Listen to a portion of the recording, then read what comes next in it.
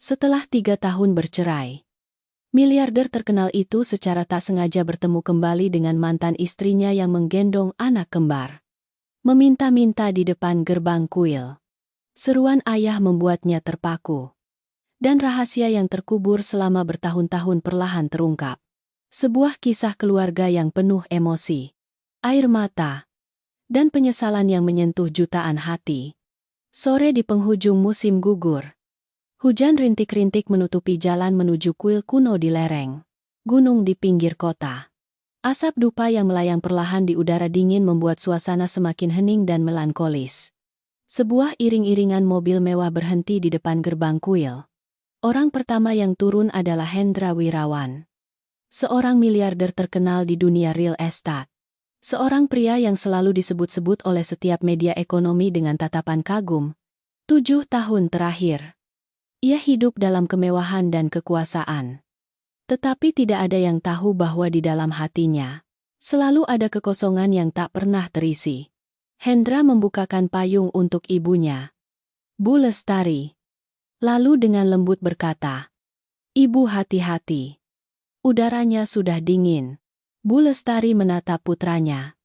Menghela napas pelan. "Sudah bertahun-tahun kamu masih hidup sendiri seperti ini. Ibu hanya berharap kamu menemukan seseorang yang tulus mendampingimu." Hendra tersenyum tipis. Matanya menerawang. "Aku sudah terbiasa, Bu." Tapi tepat pada saat itu, langkah kakinya terhenti. Di bawah pohon beringin dekat gerbang kuil, seorang wanita kurus menggendong 2 anak yang tertidur lelap di pundaknya. Pakaiannya lusuh dan pudar. Rambut panjangnya acak-acakan karena hujan. Sandalnya hampir putus talinya. Ia menunduk. Suaranya serak karena kedinginan dan kelaparan. "Siapa yang berbelas kasihan pada kami, Bu?" "Pak, berilah sedikit uang untuk membeli obat." Payung di tangan Hendra jatuh ke lantai batu yang dingin. Seluruh tubuhnya menegang.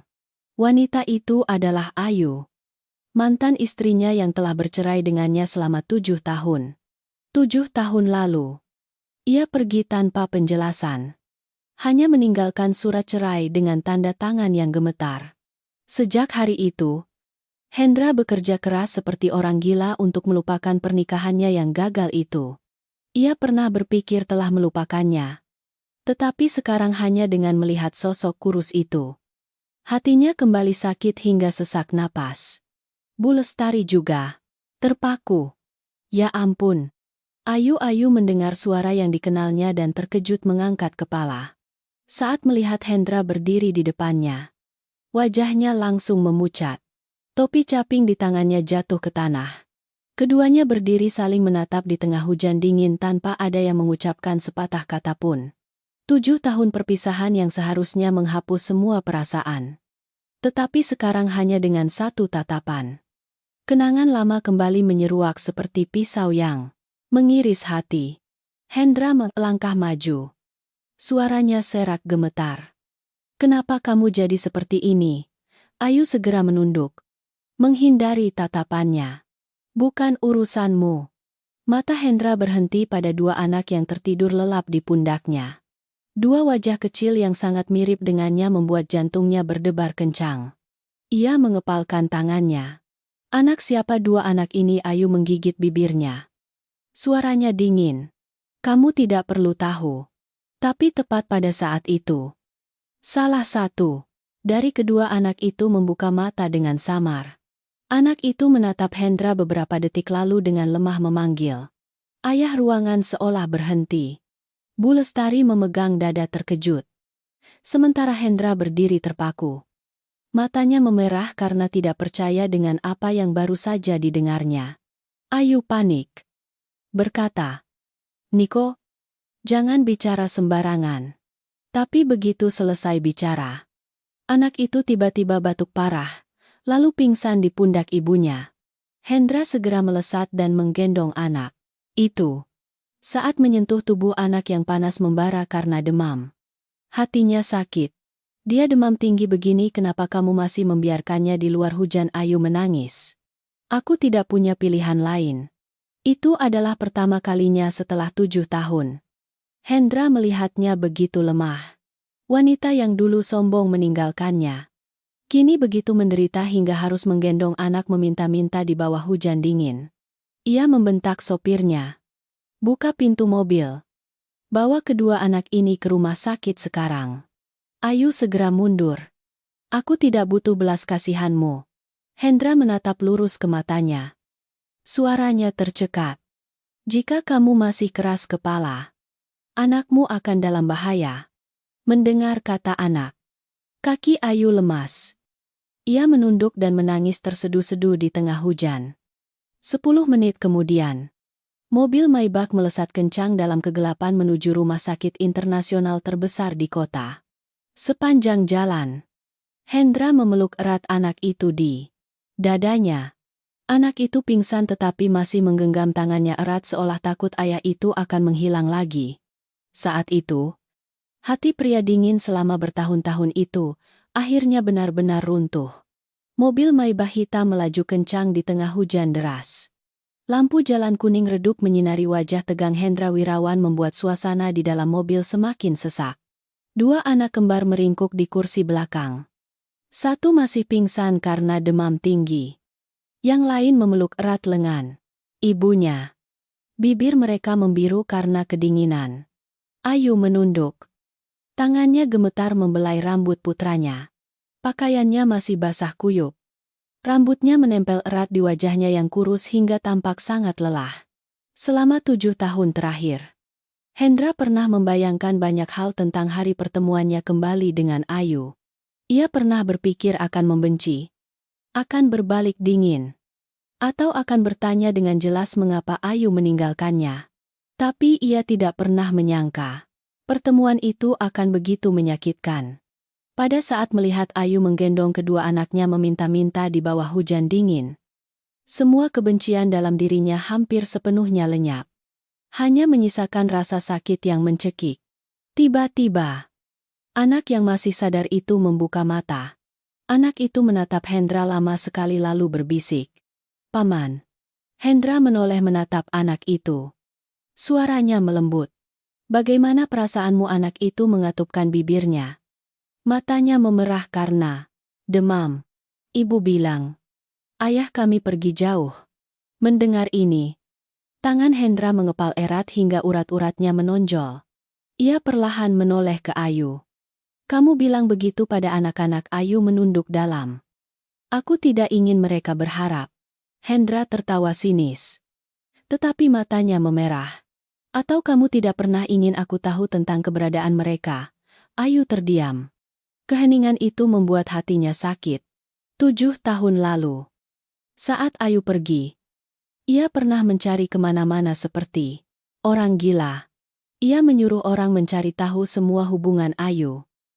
Tetapi Ayu seolah menghilang dari dunia ini. Ia tidak pernah tahu Ayu sedang mengandung anak kembar. Di luar jendela, hujan masih turun deras. Tidak ada yang bicara lagi sampai mobil berhenti di depan rumah sakit internasional. Para dokter dan perawat segera membawa kedua anak itu ke ruang gawat darurat. Hendra berdiri di koridor. Jas mahalnya basah kuyup.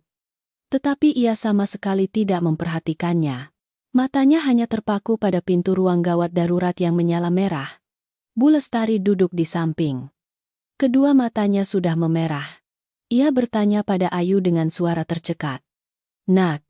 Kedua anak itu benar-benar anak Hendra. Ayu mengepalkan kedua tangannya hingga memutih. Setelah lama, ia hanya mengangguk pelan.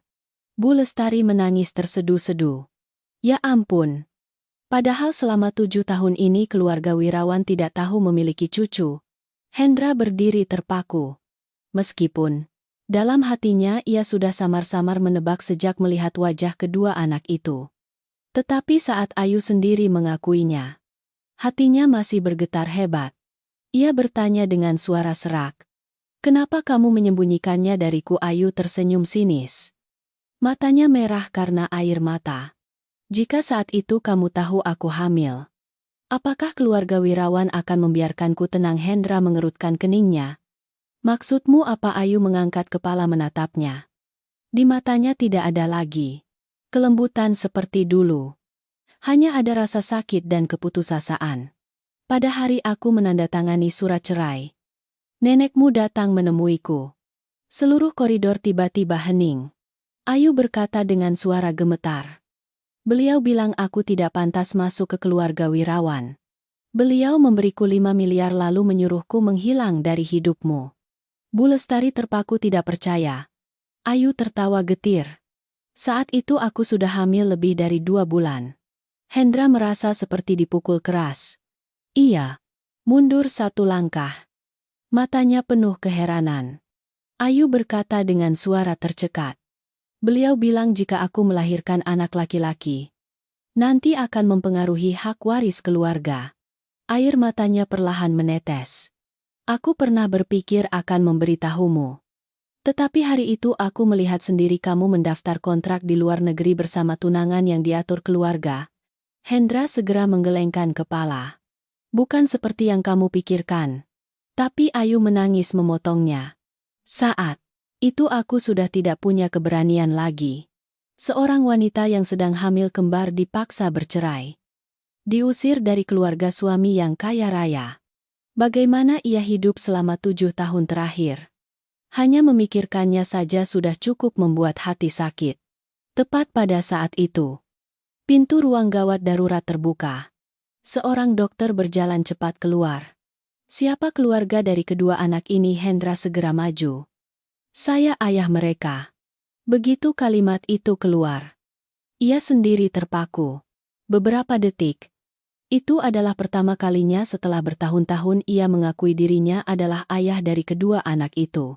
Dokter berkata dengan tegas. 1 anak menderita pneumonia berat dan malnutrisi kronis. Kami membutuhkan keluarga untuk menandatangani surat rawat inap sekarang. Hendra tanpa ragu mengambil pulpen. Tangannya gemetar hebat saat menandatangani namanya di kolom ayah. Tinta belum sempat kering. Tiba-tiba, suara anak kecil yang lemah terdengar dari belakang. Ayah, jangan tinggalkan ibu dan kami lagi.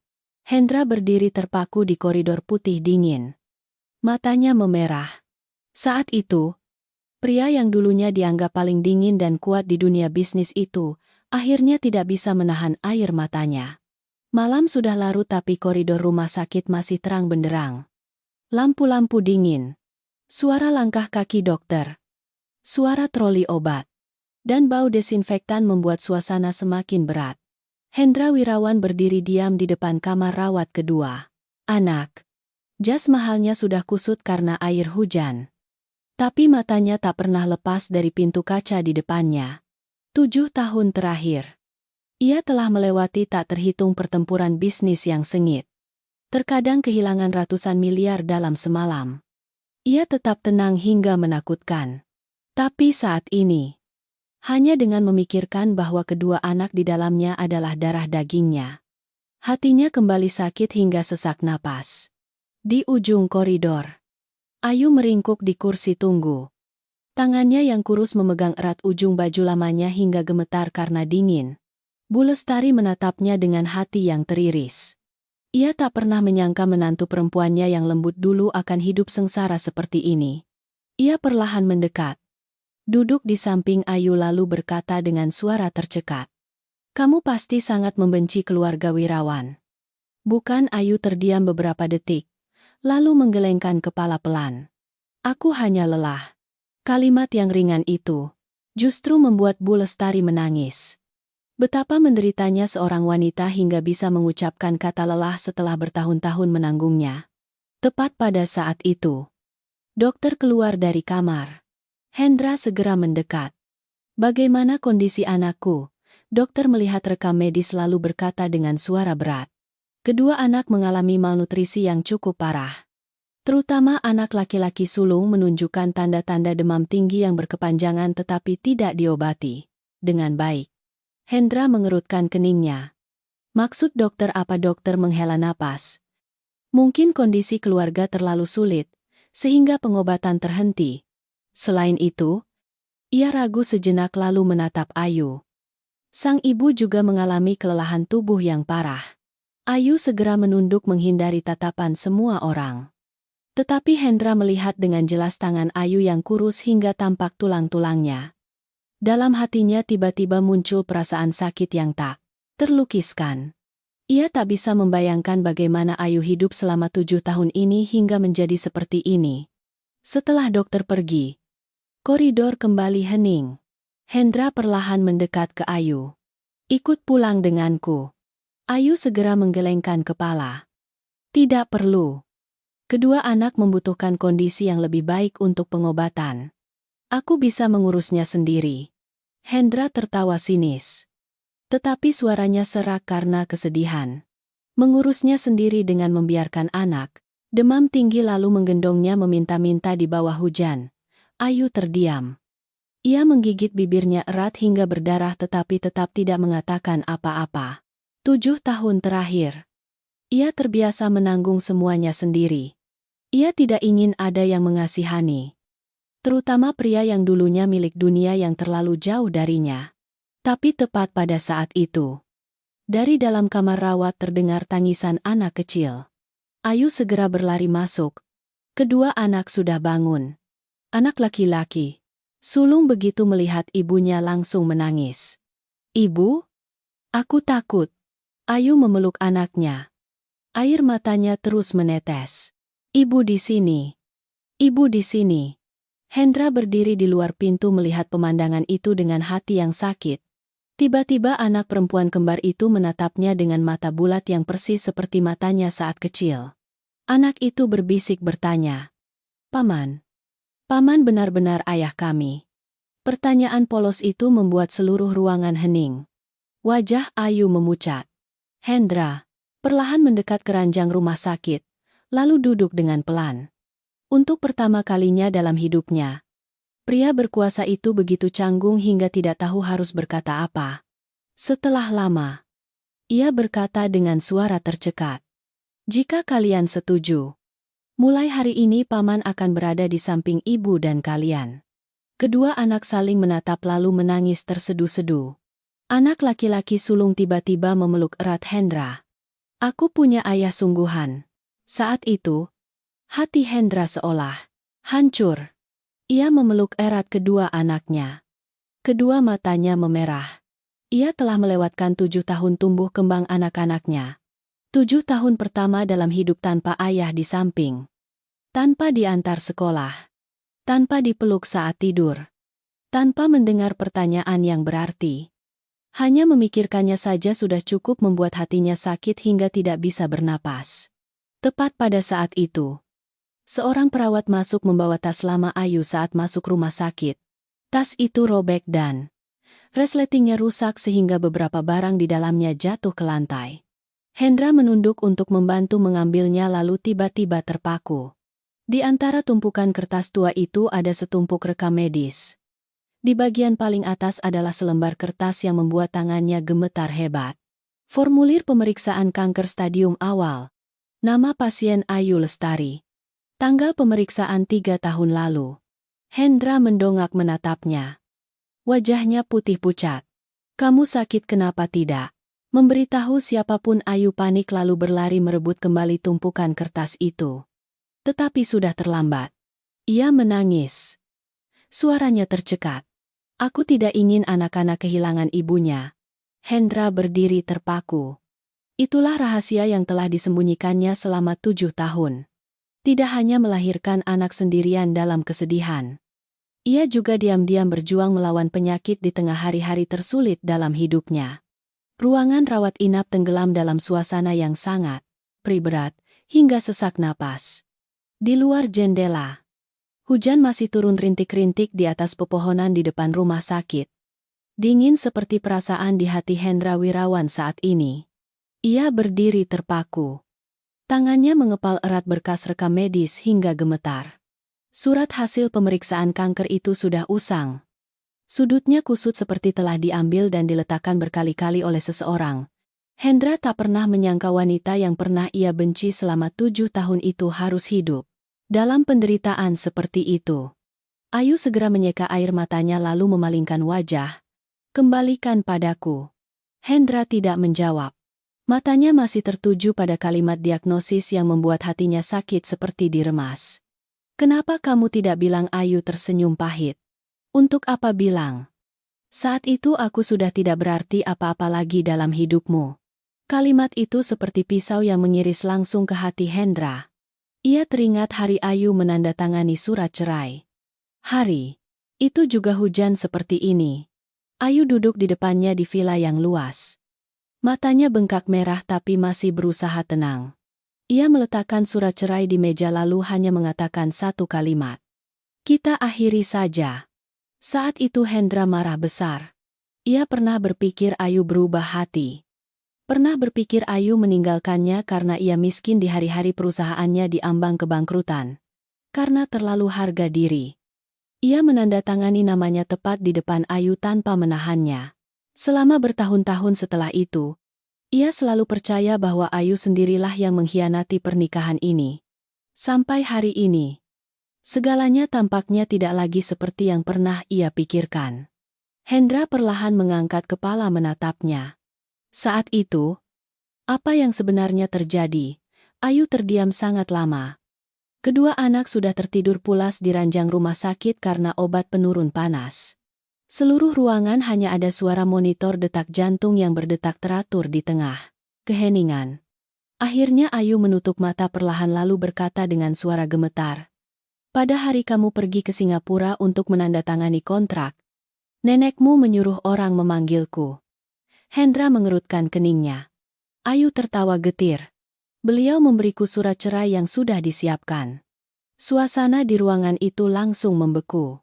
Beliau bilang, jika aku benar-benar mencintaimu, pergilah sebelum keluargamu menghancurkan hidupku. Hendra mengepalkan tangannya. Tidak, mungkin. Ayu berkata dengan suara tercekat. Saat itu perusahaanmu sedang banyak hutang. Beliau bilang keluarga Wirawan tidak akan pernah menerima seorang gadis miskin sepertiku sebagai menantu. Air matanya perlahan menetes. Aku sudah berlutut memohon karena saat itu aku baru tahu aku hamil. Hendra terpaku. Ayu menangis. Tapi beliau bilang, jika aku tidak menghilang, beliau akan membuatmu kehilangan segalanya. Ruangan itu hening mencekam. Setiap kata, seperti pisau yang menusuk hati Hendra. Ia tak percaya di balik surat cerai saat itu ada konspirasi yang begitu kejam.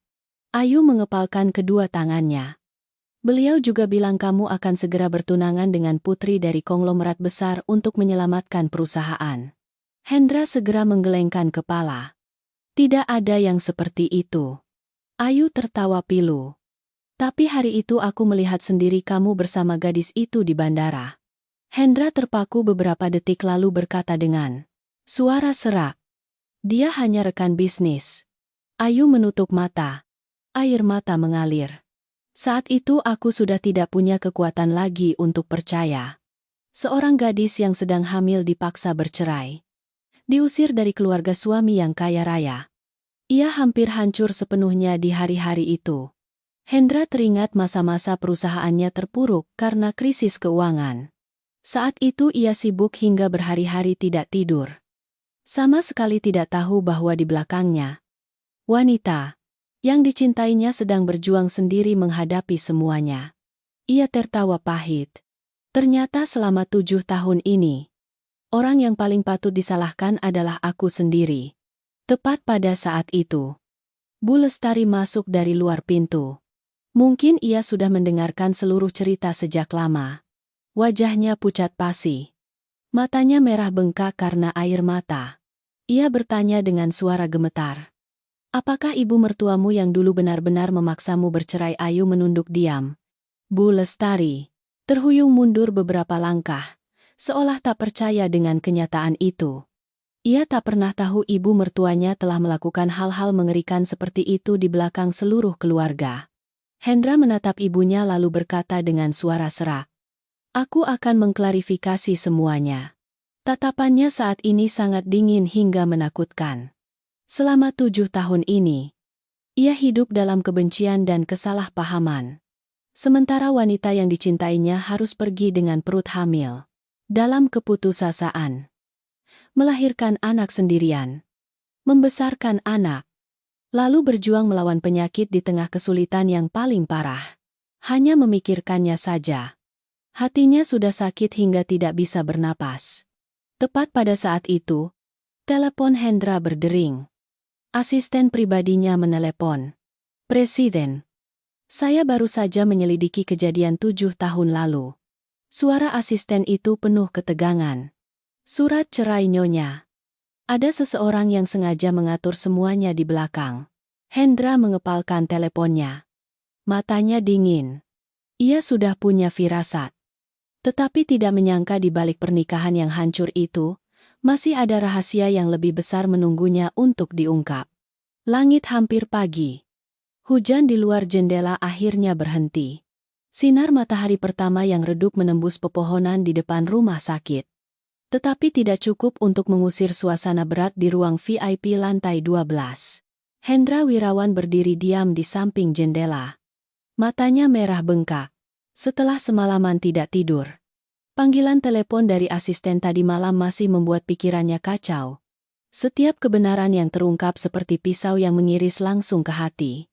7 tahun lalu. Tidak hanya nenek yang memaksa Ayu bercerai. Tetapi di belakangnya ada seseorang yang sengaja menciptakan semua kesalahpahaman untuk memisahkan mereka berdua. Semakin ia berpikir, semakin hatinya sakit.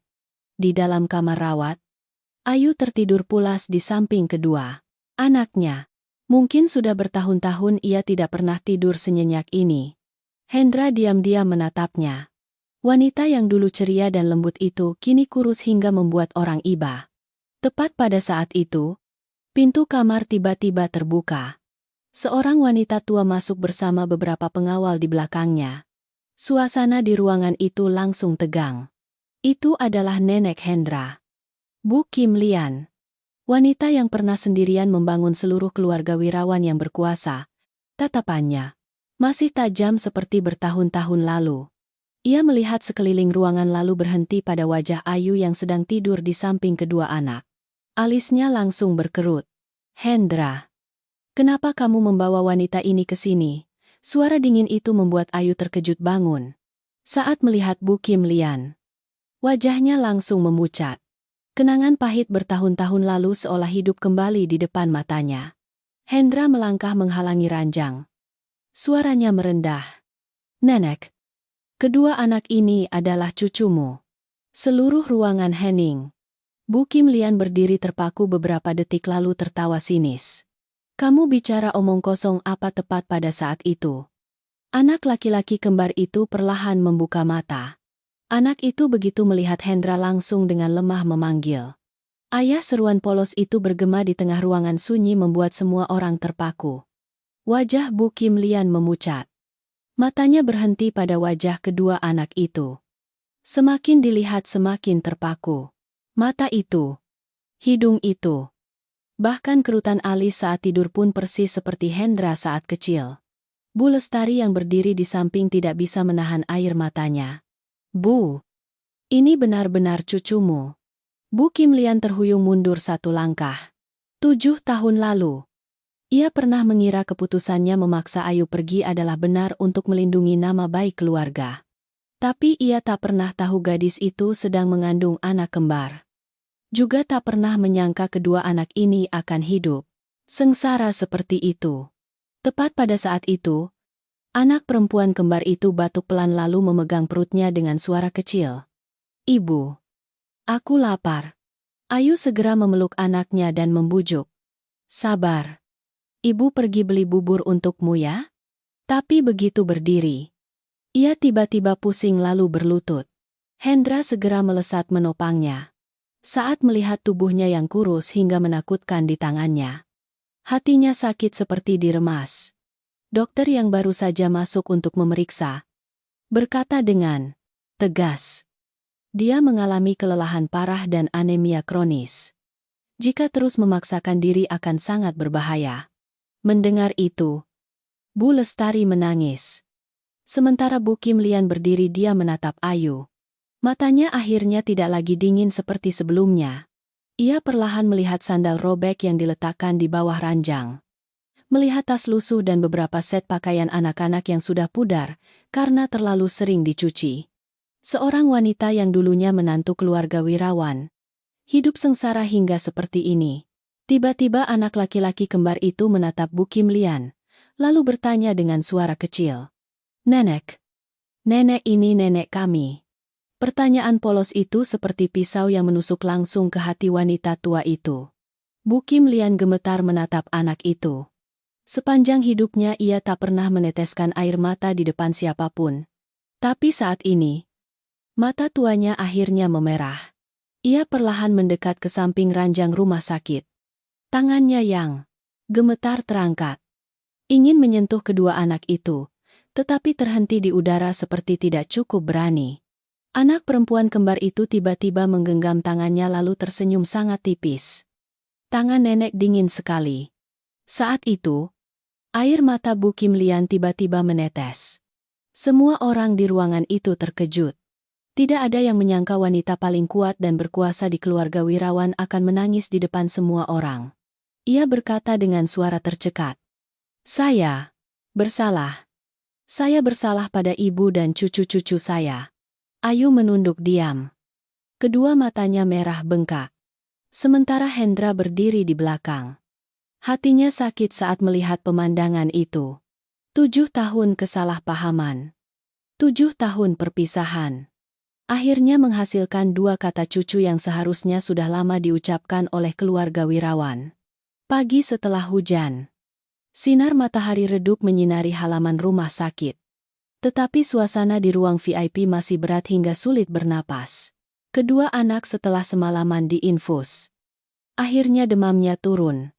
Anak perempuan kembar memeluk boneka beruang yang baru saja diberikan perawat. Sementara anak laki-laki dengan patuh duduk makan bubur di ranjang rumah sakit.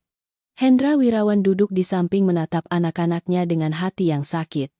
7 tahun terakhir ia pernah berpikir memiliki segalanya. Uang, kekuasaan, ketenaran. Apapun bisa ia beli. Tapi sekarang ia baru mengerti bahwa hal paling berharga dalam hidupnya telah hilang selama bertahun-tahun. Tepat pada saat itu, Ayu masuk dari koridor. Di tangannya ada kantong obat yang baru diambil dari apotek. Wajahnya masih pucat karena kurang tidur, tetapi ia masih berusaha tersenyum pada anak-anaknya. Anak laki-laki kembar itu segera memeluk ibunya. Ibu, aku merindukanmu. Ayu membelai rambut anaknya lalu dengan lembut. Sabar. Ibu hanya pergi mengambil obat. Melihat pemandangan itu, tatapan Hendra tiba-tiba menggelap. 7 tahun terakhir, Ayu menjadi ibu sekaligus ayah bagi kedua anak itu. Sementara ia sama sekali tidak tahu apa-apa. Hendra berdiri, mendekat ke Ayu, lalu berkata dengan suara berat. Aku sudah menyuruh orang menyiapkan rumah baru dan dokter pribadi untuk kalian bertiga. Ayu segera menggelengkan kepala. Tidak perlu. Sampai kapan kamu ingin keras kepala? Aku tidak butuh uangmu. Suaranya sangat lembut tetapi penuh ketegasan. Hendra mengerutkan keningnya. Ayu. Kedua anak membutuhkan kondisi yang lebih baik. Ayu menunduk mengepalkan erat kantong obat. Aku memang miskin tapi aku tidak pernah menelantarkan anak-anakku. Kalimat itu membuat Hendra terpaku. Ia tahu Ayu menyalahkannya. Menyalahkannya karena melewatkan masa kecil anak-anaknya. Menyalahkannya karena membiarkan ibu dan anak hidup sengsara selama 7 tahun. Tapi yang paling menyakitkan baginya adalah Ayu benar. Tepat pada saat itu, asisten pribadi, Hendra masuk bersama beberapa staf berjas hitam. Asisten itu meletakkan setumpuk berkas tebal dan sebuah kartu bank hitam di meja. Presiden. Villa di tepi danau sudah siap. Selain itu, ini adalah rekening pribadi yang Anda buka untuk kedua putra dan putri kecil. Ayu begitu melihat kartu hitam itu langsung memucat. Ia segera mendorongnya kembali. Aku tidak mau menerima. Asisten itu terkejut menatap Hendra. Selama bertahun-tahun bekerja, ia tak pernah melihat wanita mana pun yang berani menolak uang dari Presiden Hendra Wirawan. Itu bukan hanya uang tetapi juga kehidupan mewah yang diimpikan banyak orang. Tapi Ayu menolak tanpa ragu sedikit pun. Hendra bertanya dengan suara serak. Sampai kapan kamu ingin menderita? Ayu tertawa getir. Yang paling sulit sudah aku lalui. Ia mengangkat kepala menatap lurus ke matanya. Matanya merah bengkak tetapi penuh harga diri. Pada hari aku hamil dan harus memeriksakan diri sendiri. Kamu tidak ada di sana. Pada hari aku melahirkan dan hampir meninggal di meja operasi. Kamu juga tidak tahu. Pada hari kedua anak demam tinggi dan aku tidak punya uang untuk membeli obat. Aku juga menanggungnya sendiri. Setiap kalimat seperti pisau yang mengiris ke hati Hendra. Ia berdiri diam. Tangannya mengepal hingga gemetar. Ayu berkata dengan suara tercekat. 7 tahun ini aku bisa bertahan hidup. Jadi sekarang aku tidak butuh belas kasihanmu. Suasana di ruangan itu tenggelam dalam keheningan yang menyakitkan. Bu Lestari yang berdiri di samping menangis terseduh-seduh. Bahkan Bu Kim Lian pun menunduk tak bisa berkata apa-apa. Tepat pada saat itu, anak perempuan kembar tiba-tiba bertanya dengan polos. Ibu, apakah kita sangat miskin? Ayu terdiam beberapa detik lalu memeluk anaknya. Ia berusaha tersenyum tetapi air matanya menetes. Tidak apa-apa. Yang penting ibu dan kalian bersama. Mendengar itu, Hendra hampir tidak tahan lagi. Ia memalingkan wajah. Kedua matanya merah bengkak. Pria yang dulunya dianggap paling dingin di dunia bisnis. Kini tak berdaya di depan wanita yang dicintainya. Karena ia mengerti bahwa yang dibutuhkan Ayu tidak pernah uang. Yang ia butuhkan adalah perlindungan dan kepercayaan yang 7 tahun lalu tidak bisa ia berikan. Tepat pada saat itu, telepon asisten tiba-tiba berdering. Ia melihat layar lalu memucat. Presiden. Saya baru saja menyelidiki orang di balik kejadian 7 tahun lalu. Hendra segera berbalik. Siapa asisten itu menelan ludah lalu berkata perlahan. Kartika. Tunangan yang dulu diatur keluarga untuk Anda. Seluruh ruangan terpaku. Ayu menutup matanya perlahan. Mungkin jauh di dalam hatinya. Ia sudah menduga sejak lama. Ruangan rawat inap tenggelam dalam keheningan yang berat setelah ucapan asisten. Di luar jendela, sinar matahari siang menyinari kota yang ramai. Tetapi di dalam ruangan itu tidak ada yang cukup tenang untuk mengatakan apa-apa lagi. Hendra Wirawan berdiri terpaku. Nama Kartika seperti pisau yang tiba-tiba menusuk langsung ke dalam ingatannya yang telah ia coba lupakan selama bertahun-tahun. Saat itu, Kartika adalah putri dari konglomerat besar yang pernah bekerja sama dengan keluarga Wirawan. Keluarga kedua belah pihak berkali-kali ingin menjodohkan Kartika dengan Hendra untuk pernikahan bisnis guna menyelamatkan perusahaan di tengah krisis. Tapi sejak awal hingga akhir, yang Hendra cintai hanyalah Ayu. Ia tak pernah memberi Kartika harapan apapun. Namun, 7 tahun lalu saat Ayu pergi, Kartika justru muncul pada saat yang tepat. Hendra mengepalkan tangannya. Jelaskan dengan jelas. Asisten itu membuka dokumen lalu berkata dengan suara rendah. Tahun itu, sebelum Nyonya menandatangani surat cerai, Nona Kartika diam-diam menemui nenek Anda berkali-kali. Wajah Bu Kim Lian langsung memucat. Asisten itu melanjutkan. Selain itu, orang yang memotret presiden bersama Nona Kartika di bandara, lalu sengaja mengirimkannya kepada Nyonya juga orang suruhannya. Ayu menutup matanya perlahan. Meskipun sudah menduga sejak lama. Tetapi ketika kebenaran benar-benar terungkap, hatinya masih sakit hingga sesak napas. Hendra bertanya dengan suara geram. Ada apa lagi? Asisten itu ragu beberapa detik lalu melanjutkan. Kami juga menemukan bahwa tahun itu Nona Kartika pernah bertemu secara pribadi dengan dokter Nyonya. Suasana di ruangan itu langsung membeku. Ayu perlahan mengangkat kepalanya. Matanya gemetar. Asisten itu merendahkan suaranya.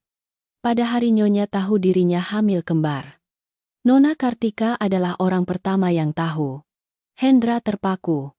Ayu mengepalkan kedua tangannya hingga memutih. Ia ingat betul hari itu. Setelah selesai pemeriksaan kehamilan, Ia baru saja keluar dari rumah sakit ketika Kartika sudah menunggunya di luar. Kartika mengenakan gaun putih mewah. Tersenyum lembut, tetapi tatapannya dingin hingga menakutkan. Kartika saat itu mengatakan satu kalimat kepadanya yang hingga sekarang Ayu masih tidak bisa lupakan. Seorang gadis miskin sepertimu. Apa kamu pikir bisa mempertahankannya? Saat itu Ayu masih berusaha percaya pada cinta Hendra. Hingga ia melihat foto Hendra bersama Kartika di bandara. Hingga Bu Kim Lian memberinya surat cerai beserta kalimat dingin. Jika kamu benar-benar mencintainya, menghilanglah. Segala sesuatu saat itu seperti pisau yang memutuskan harapan terakhir dalam dirinya. Bu Lestari memegang dadanya dengan tercekat. Ya ampun. Ternyata anak itu dipaksa hingga ke ujung jalan. Sementara Hendra berdiri tak bergerak seperti batu. Selama 7 tahun ini, ia pernah membenci Ayu karena pergi tanpa penjelasan. Tetapi ternyata orang yang paling patut dibenci adalah dirinya sendiri. Karena tidak bisa melindunginya. Tepat pada saat itu, telepon Hendra tiba-tiba bergetar. Layar menunjukkan nama Kartika. Suasana di ruangan itu langsung tegang. Hendra dengan dingin mengangkat telepon. Di ujung sana terdengar suara wanita lembut yang dikenalnya. Mas Hendra.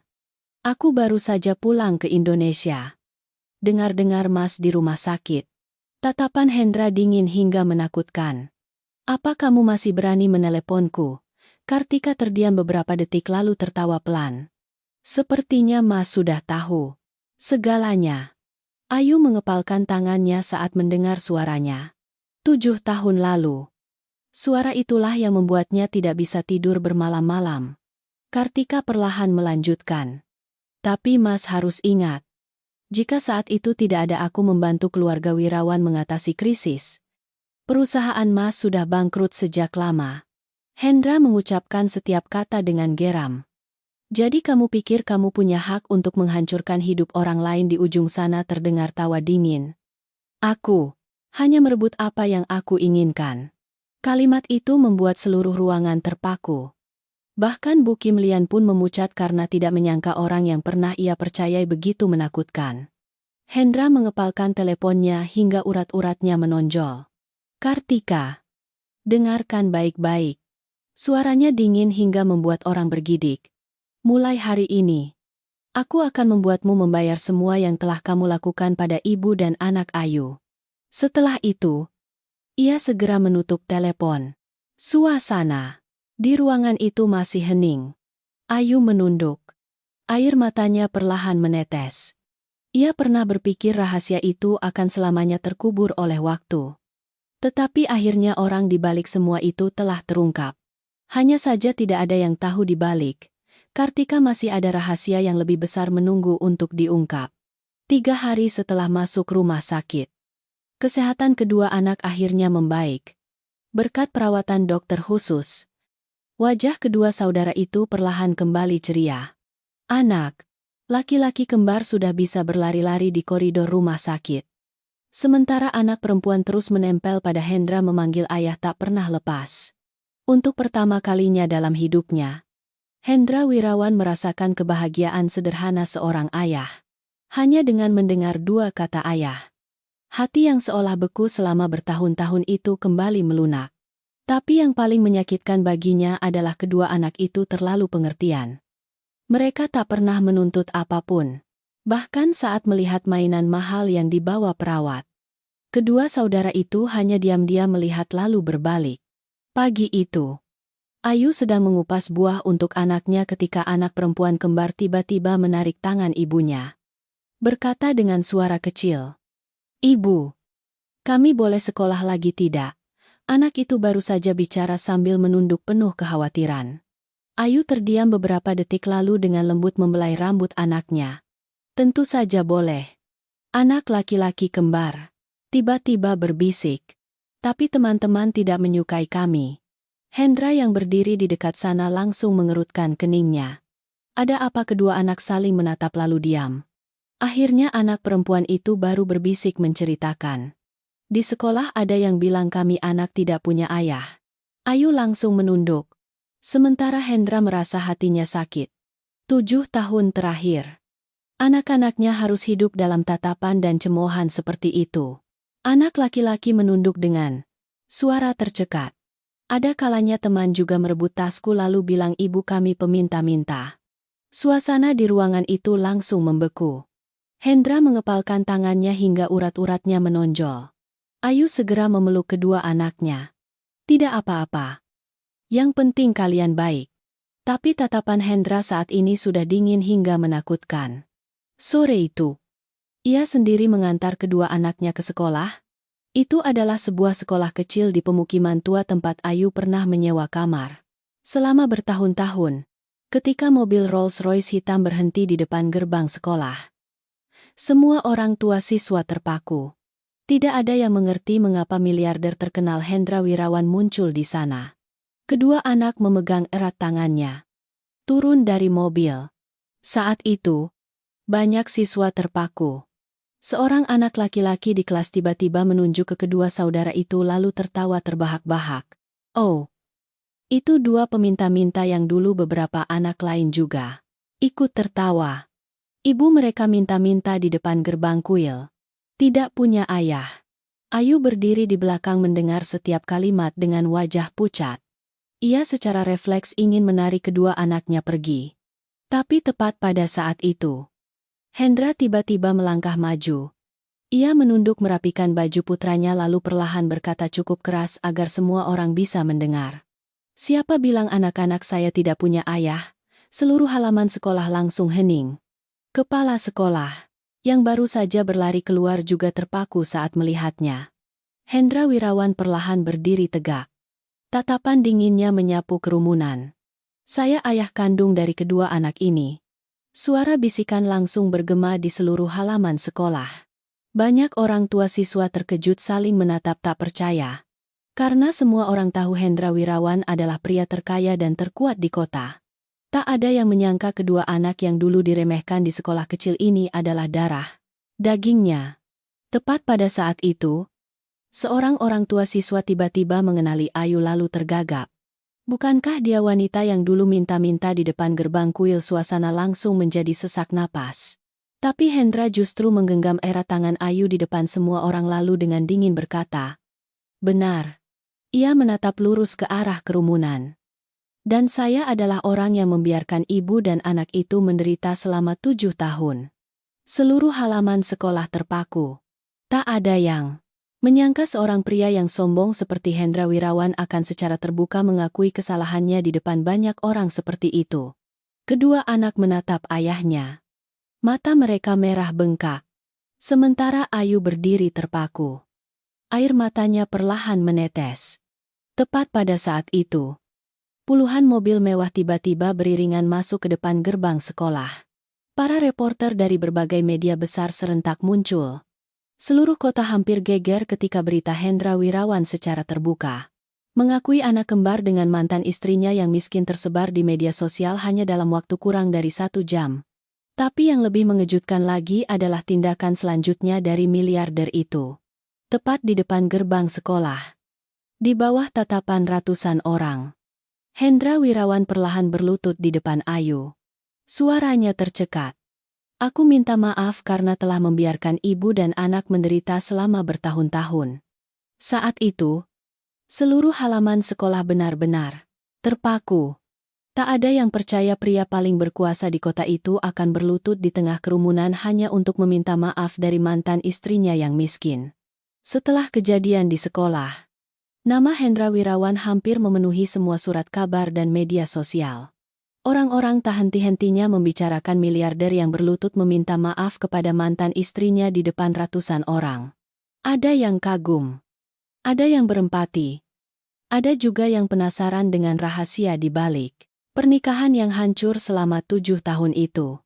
Tapi tak peduli seberapa gaduh di luar, Hendra hanya peduli pada satu hal, yaitu bagaimana Ayu dan anak-anaknya hidup selama bertahun-tahun tanpa dirinya. Malam itu, setelah mengantar ketiganya ke villa di tepi danau untuk beristirahat, Hendra sendirian duduk di ruang kerjanya hingga hampir pagi. Lampu kuning menyinari wajahnya yang lelah. Di meja ada setumpuk berkas tebal yang baru saja dibawa asisten. Itu adalah semua informasi tentang kehidupan Ayu selama 7 tahun terakhir. Hendra perlahan membuka halaman pertama. Baris pertama langsung membuat hatinya teriris. Setelah bercerai, Nona Ayu meninggalkan kota saat hamil lebih dari 2 bulan. Tangan Hendra mengepal erat kertas itu. Ia terus membaca. Selama kehamilan, ia pernah bekerja sebagai pelayan restoran, membagikan brosur, dan berjualan di pasar malam untuk mencari uang. Hendra terpaku. Ia ingat hari itu ia pernah marah besar karena mengira Ayu pergi untuk mengikuti orang yang lebih kaya. Padahal kenyataannya ia harus hamil besar bekerja serabutan untuk bertahan hidup. Setiap kalimat dalam berkas itu seperti pisau yang mengiris hatinya. Bulan ke-8 kehamilan. Nona Ayu dilarikan ke rumah sakit karena kelelahan parah. Pada hari melahirkan tidak ada kerabat di sampingnya. 3 hari setelah melahirkan sudah meminta pulang untuk menghemat uang. Hendra memejamkan mata. Erat. Dadanya sakit hingga sesak napas. Ia hampir tak berani membayangkan gambaran Ayu sendirian memeluk 2 bayi baru lahir di kamar kos miskin dan dingin saat itu. Asisten yang berdiri di samping juga menghela napas pelan. Presiden. Ada hal lain. Ia meletakkan setumpuk foto lagi di meja. Hendra dengan gemetar membukanya. Foto pertama adalah Ayu duduk berjualan sayuran di pasar saat hari masih gelap. Foto kedua adalah ia menggendong 2 anaknya, mencari barang bekas di bawah hujan. Foto ketiga membuat Hendra hampir terpaku. Dalam foto itu Ayu berdiri di luar toko obat. Menunduk memohon kepada pemilik toko untuk membeli obat secara hutang karena anaknya demam tinggi. Wanita yang dulu ia manjakan seperti harta karun harus hidup menderita seperti itu. Hendra menunduk dalam. Kedua matanya memerah. Ia tak pernah menangis di depan siapapun. Tapi saat ini air mata perlahan menetes di atas berkas di tangannya. Asisten berkata dengan suara berat. Nyonya pernah diterima bekerja di sebuah perusahaan kecil. Tapi kemudian ada orang yang diam-diam memberikan tekanan agar ia dipecat. Hendra langsung mendongak. Siapa yang melakukannya? Asisten itu ragu beberapa detik lalu menjawab pelan. Ada hubungannya dengan Kartika. Tatapan Hendra langsung menggelap. Tidak hanya memaksa Ayu bercerai. Tidak hanya menghancurkan keluarganya. Kartika bahkan diam-diam memblokir semua jalan hidup Ayu dan anak-anaknya selama bertahun-tahun. Tepat pada saat itu, telepon di meja berdering. Itu adalah kamera di kamar anak-anak di lantai atas. Hendra membukanya dan melihat kedua anak sudah bangun. Anak laki-laki dengan lembut menyelimuti ibunya lalu berkata pelan kepada adik perempuannya. Kita harus baik agar ibu tidak terlalu lelah. Kalimat polos itu membuat hati Hendra sakit hingga tidak bisa bernapas. Putranya baru berusia 6 tahun tetapi sudah begitu pengertian hingga membuat orang dewasa iba. Ia berdiri lalu diam-diam naik ke atas. Pintu kamar terbuka sedikit. Lampu tidur kuning redup menyinari wajah Ayu yang lelah dan tertidur pulas di samping kedua anaknya. Mungkin ini pertama kalinya setelah bertahun-tahun ia bisa tidur di ruangan yang hangat seperti itu. Hendra perlahan mendekat. Ia dengan lembut menarik selimut untuk mereka bertiga, lalu duduk di samping tempat tidur sangat lama. Tatapannya berhenti pada tangan Ayu yang kurus dan penuh kapalan. 7 tahun lalu. Tangan itu pernah sangat indah. Tapi sekarang penuh dengan bekas-bekas kehidupan yang sulit. Hendra dengan lembut menggenggam tangannya. Suaranya tercekat. Maafkan aku. Ayu masih tidur pulas tetapi air mata perlahan mengalir di sudut matanya. Mungkin bahkan dalam mimpinya ia tidak pernah berhenti merasa sakit hati. Tepat pada saat itu, layar ponsel Hendra tiba-tiba menyala. Itu adalah pesan anonim. Hanya 1 baris. Jika kamu terus menyelidiki kejadian 7 tahun lalu, kedua anak itu akan dalam bahaya. Tatapan Hendra langsung dingin. Ia mengepalkan ponselnya hingga urat-uratnya menonjol. Sepertinya orang di balik semua ini tidak hanya Kartika sendirian. Hujan malam terus-menerus menghantam jendela villa di tepi danau, menciptakan suara-suara berat di tengah keheningan. Hendra Wirawan berdiri diam di ruang kerjanya. Matanya masih tertuju pada pesan anonim yang Baru saja ia terima. Jika kamu terus menyelidiki kejadian 7 tahun lalu, kedua anak itu akan dalam bahaya. Tangannya mengepal erat ponselnya hingga urat-uratnya menonjol. Selama bertahun-tahun di dunia bisnis, ia pernah menghadapi banyak ancaman. Tetapi belum pernah hatinya sedingin ini. Karena kali ini yang menjadi sasaran adalah anak-anaknya. Tepat pada saat itu, asisten masuk dengan cepat ke dalam ruangan. Presiden, kami sudah menemukan tempat tinggal Nyonya selama 6 tahun terakhir. Hendra segera mendongak. 10 menit kemudian, mobil hitam melesat di tengah hujan deras menuju kawasan padat penduduk di pinggir kota. Semakin jauh, jalan semakin sempit dan gelap. Di kedua sisi hanya ada deretan rumah kos tua dengan atap seng yang sudah berkarat termakan usia. Hujan deras membuat air menggenang hampir menutupi jalan. Hendra turun dari mobil.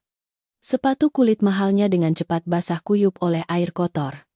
Tetapi ia sama sekali tidak memperhatikannya.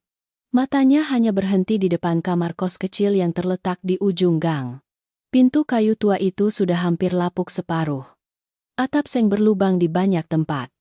Air hujan masih menetes terus-menerus ke lantai semen yang dingin. Pemilik kos tua itu begitu melihat Hendra langsung mengenalinya. Wanita tua itu menghela napas. Anda mantan suami Nona Ayu. Kan hati Hendra tiba-tiba teriris.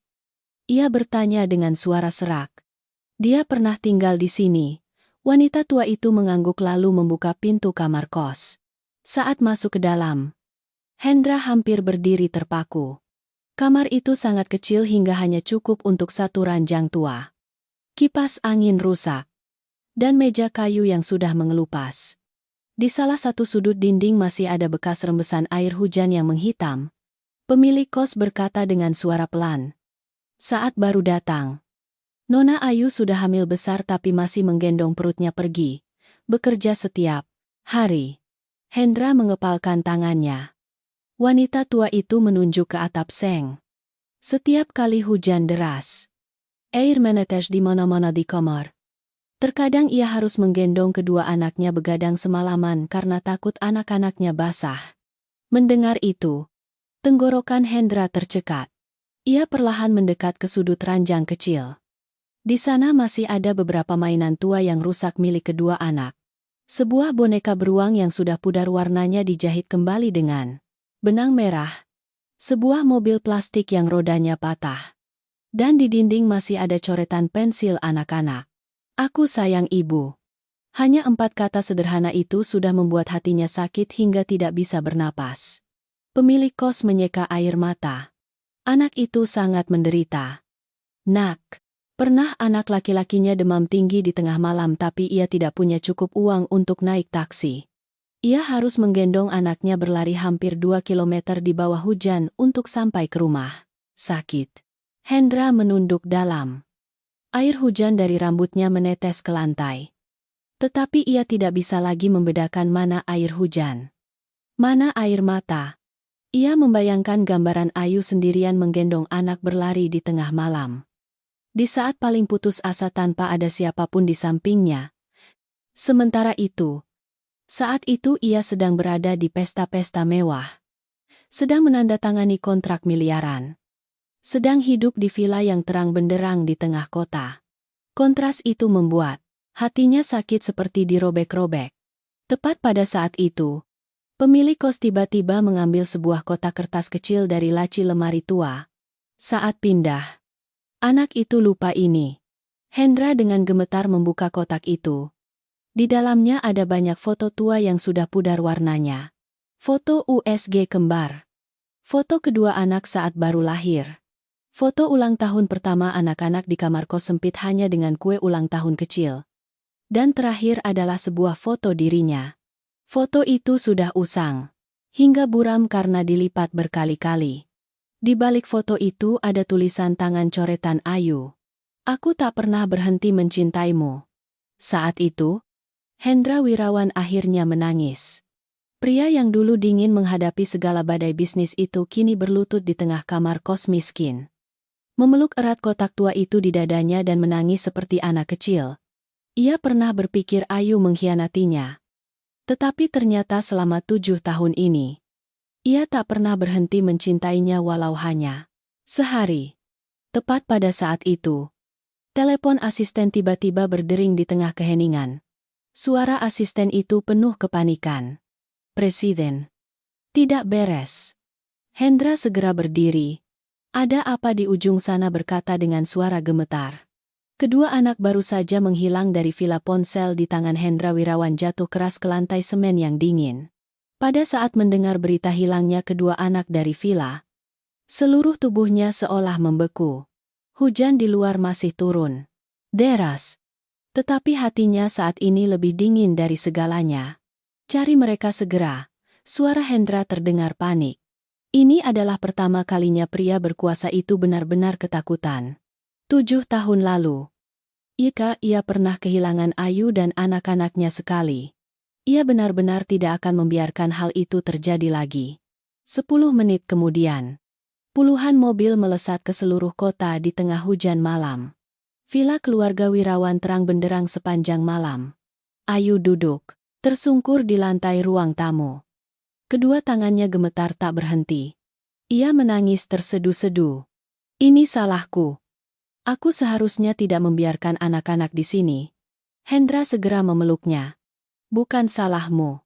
Tapi ia sendiri merasa hatinya sedang diremas. Tepat pada saat itu, asisten berlari masuk. "Presiden, sudah ditemukan." Semua orang segera berdiri. Kedua anak berada di rumah leluhur keluarga Wirawan. Hendra mengerutkan keningnya. Hari itu adalah pertemuan keluarga terbesar tahunan keluarga Wirawan. Seluruh kerabat, pemegang saham terpercaya, dan orang-orang berpengaruh dalam keluarga semuanya hadir. Tidak ada yang mengerti mengapa kedua anak itu muncul di sana pada saat ini. 20 menit kemudian, iring-iringan mobil berhenti di depan rumah leluhur keluarga Wirawan yang dianggap sebagai simbol kekuasaan terbesar seluruh keluarga. Di dalam aula utama, pertemuan masih berlangsung tegang. Beberapa orang tua terus-menerus menentang Hendra yang secara terbuka mengakui Ayu dan anak-anaknya kembali. Bagaimana mungkin seorang wanita yang pernah meminta-minta bisa masuk ke keluarga Wirawan? Kedua anak itu belum tentu darah dagingnya. Hal ini akan mempermalukan seluruh keluarga. Suasana di aula utama berat hingga sesak napas. Bu Kim Lian duduk di kursi utama. Wajah tuanya tampak sangat lelah. Mungkin ini pertama kalinya dalam hidupnya ia merasa menyesal atas keputusannya. Tepat pada saat itu, pintu besar tiba-tiba terbuka. Semua orang serentak menoleh. Kedua anak kembar berdiri di luar pintu. Pakaian mereka masih basah oleh air hujan. Anak perempuan memeluk erat boneka beruang lamanya. Sementara anak laki-laki memegang tangan adik perempuannya sangat erat seolah takut terpisah. Seluruh aula langsung terpaku. Seorang kerabat wanita mengerutkan kening berdiri. Siapa yang mengizinkan kedua anak ini masuk ke sini? Anak laki-laki kembar itu terkejut mundur. Tetapi masih berusaha mengumpulkan keberanian mengangkat kepalanya. Tatapannya menyapu seluruh ruangan yang luas penuh wajah-wajah asing. Lalu akhirnya berhenti pada tempat Hendra baru saja masuk dari belakang. Pada saat melihatnya, mata anak itu langsung memerah. Ia berlari sangat cepat ke arah Hendra, lalu menangis terseduh-seduh. Ayah, seruan itu bergema di tengah aula yang luas membuat semua orang berdiri terpaku. Suasana hening hingga bisa terdengar jelas suara hujan di luar. Anak perempuan kembar juga berlari memeluk erat kaki Hendra. Suaranya gemetar. "Ayah, jangan tinggalkan kami lagi." Saat itu, hati Hendra Wirawan hampir hancur. Ia segera berlutut memeluk erat kedua anaknya. Ini adalah pertama kalinya dalam hidupnya. Ia tidak lagi peduli dengan tatapan siapapun dalam keluarga. Karena baginya saat ini tidak ada yang lebih penting daripada kedua anak yang gemetar dalam pelukannya. Seorang kakek dalam keluarga masih berkata dengan suara dingin. Hanya beberapa panggilan ayah, apa buktinya? Seluruh aula kembali tegang. Tapi tepat pada saat itu, Bu Kim Lian tiba-tiba berdiri. Ia perlahan mendekat ke depan semua orang lalu berkata dengan suara berat. "Saya sudah melakukan tes DNA. Semua orang serentak terkejut. Bu Kim Lian dengan gemetar mengambil selembar kertas dari tasnya, lalu meletakkannya dengan keras di meja di tengah aula. Kedua anak ini adalah cucu kandung dari keluarga wirawan. Seluruh ruangan hampir meledak. Banyak orang terpaku saling menatap tak percaya. Sementara Hendra memeluk erat kedua anaknya. Matanya merah bengkak. 7 tahun terakhir, anak-anaknya hidup dalam kemiskinan. Diejek orang lain karena tidak punya ayah. Namun hari ini, di depan seluruh keluarga paling berkuasa di kota, kedua anak itu akhirnya secara resmi bisa memanggilnya ayah. Tepat pada saat itu, suara wanita dingin tiba-tiba terdengar dari arah pintu besar. Sepertinya reuni hari ini sangat menyentuh hati. Semua orang serentak menoleh. Kartika sedang berdiri di sana. Ia mengenakan gaun merah mewah. Bibirnya sedikit menyeringai penuh ejekan. Tapi yang membuat semua orang lebih terpaku adalah pria yang berdiri di sampingnya. Itu adalah pengacara pribadi yang pernah menangani perceraian Hendra dan Ayu 7 tahun lalu. Seluruh aula keluarga wirawan terpaku saat Kartika muncul bersama pengacara lama itu. Hendra, wirawan mengepalkan tangannya. Matanya dingin hingga menakutkan. Ia segera meminta pengacara itu untuk menceritakan seluruh kebenaran di depan seluruh keluarga. Pengacara itu dengan gemetar menundukkan kepala. Tahun itu Nona Kartika sendiri yang memberikan uang dan memaksa saya memalsukan beberapa dokumen dan sengaja menyembunyikan fakta bahwa Nyonya sedang hamil. Seluruh ruangan meledak. Wajah Kartika memucat tetapi masih berusaha membantah. Aku melakukan itu karena mencintaimu. Ayu berdiri dia memeluk kedua anaknya. Air matanya perlahan menetes. Selama 7 tahun ia harus menanggung penderitaan, kemiskinan, dan penyakit hanya karena keegoisan seorang wanita. Tepat pada saat itu, Bu Kim Lian tiba-tiba menggebrak tongkatnya ke lantai. Mulai hari ini, putuskan semua kerjasama dengan keluarga. Kartika benar-benar hancur. Ia berlari berlutut di depan Hendra. Menangis putus asa. Mas Hendra, aku salah. Tolong maafkan aku. Tapi Hendra hanya menatapnya dengan dingin. Suaranya serak penuh kesedihan. Kamu tidak hanya menghancurkan hidupku. Ia menoleh menatap Ayu dan kedua anak. Mata merah bengkak. Kamu telah merebut 7 tahun kebahagiaan dari keluargaku. Kartika menangis terseduh-seduh di tengah aula yang ramai. Tapi saat ini tidak ada lagi yang mengasihaninya. Sebulan setelah insiden itu, villa di tepi danau akhirnya dipenuhi tawa anak-anak. Kedua anak kembar sudah sehat kembali. Setiap hari menempel pada Hendra Wirawan memanggil ayah tak pernah lepas. Sementara Ayu setelah begitu banyak penderitaan dan air mata, akhirnya bisa tidur nyenyak tanpa ketakutan lagi. Sore itu, di bawah matahari terbenam di tepi danau, Hendra tiba-tiba berlutut di depannya dengan cincin lama yang selalu ia simpan selama 7 tahun. Suaranya tercekat. Aku berutang masa muda kepadamu dan anak-anak. Mulai sekarang biarkan aku menghabiskan sisa hidupku untuk menebusnya. Maukah kamu? Ayu menangis. 7 tahun perpisahan. 7 tahun kesalahpahaman dan penderitaan. Akhirnya orang yang paling ia cintai kembali padanya. Kedua anak segera berlari memeluk erat ayah dan ibunya lalu tertawa sambil menangis. Mulai sekarang kita tidak akan berpisah lagi. Kan Hendra memeluk erat istri dan anak-anaknya. Kedua matanya merah bengkak. Untuk pertama kalinya setelah bertahun-tahun, ia benar-benar mengerti bahwa hal paling berharga dalam hidup bukanlah uang atau kekuasaan, melainkan keluarga yang masih bersama setelah semua badai kehidupan. Terima kasih telah menemani. Sampai jumpa di video berikutnya. Jangan lupa ikuti saluran ini agar tidak ketinggalan episode selanjutnya.